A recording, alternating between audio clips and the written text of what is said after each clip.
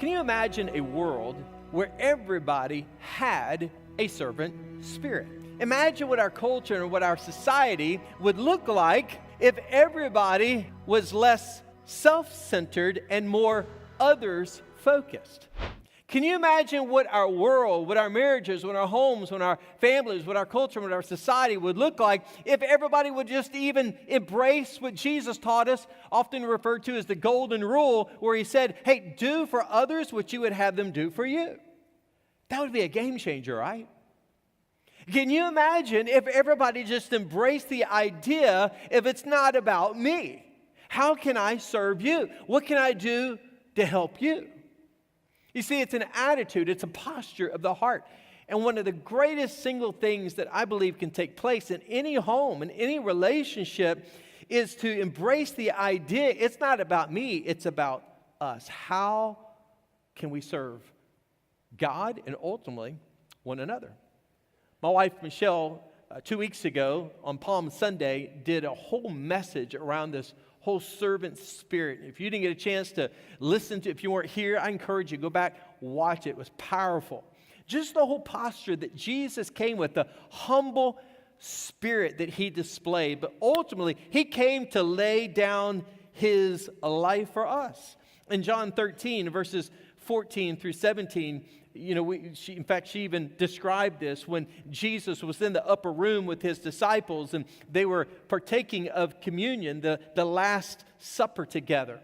And, we just participated in communion a few moments ago, representing the sacrifice, his death, his body, as well as the blood that he would spill upon Calvary's cross for us. But do you remember what happened prior to the cross, the crucifixion? He gathered with his disciples there in the upper room. And even before they broke bread, even before he walked them through the elements of the bread and the wine, helping them understand what it was all about, before all of that even took place, as the disciples came into the upper room, they were met by Jesus. And what did Jesus do? Jesus became the servant. And Jesus not only became the servant, but one by one, he washed his disciples' feet. And what's interesting, in John 13, here's what Jesus said, "And since I, your Lord and teacher, have washed your feet, you ought to wash each other's feet. I have given you an example to follow. Do as I have done to you. Now that you know these things, God will bless you for doing them." I'm just curious, how many of you want God to bless your life? The secret is found in what Jesus just gave us.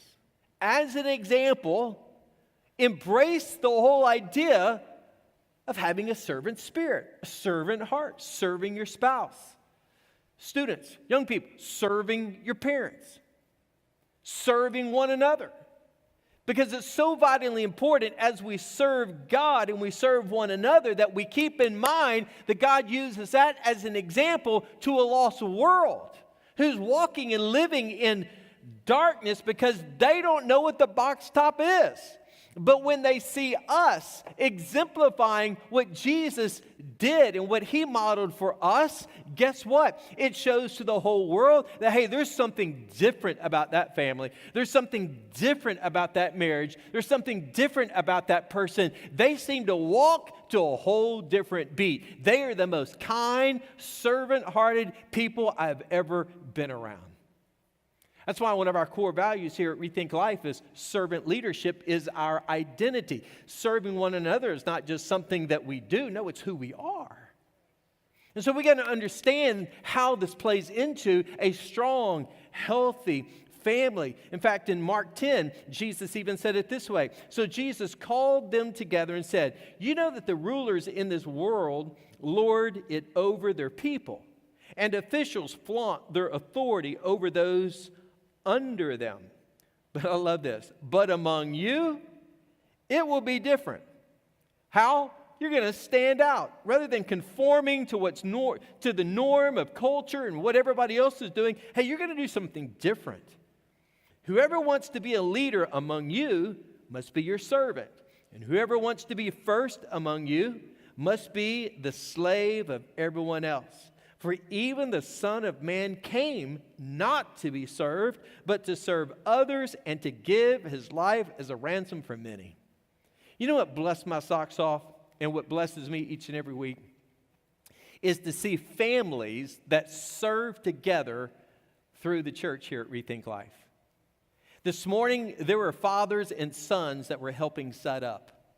Back in the Life Kids today, as you're in here, we have entire families that are serving together in Life Kids. Last week, for the first time, we had a father and a son. They'd never served before, and they served on the Easter Dream Team. And last Sunday, they were at the front door, both holding up signs. And when I saw them, man, my heart was so blessed because I saw a father and a son. And I thought to myself, wow, they are leading the way. Why? Because they understand it's not about just standing at a door. It's not about just babysitting some kids. It's not about unloading a truck. No, the reason why they unload a truck is because they're helping create an atmosphere where people experience life change in the house of God. It's about influencing the next generation. It's about people feeling loved and welcomed and, listen, celebrated when they walk through, God, listen, the doors into the schoolhouse that we're transforming into God's house where the presence of God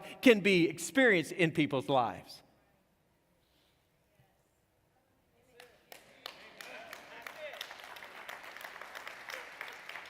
Man, y'all forgot to drink your Jesus juice this morning.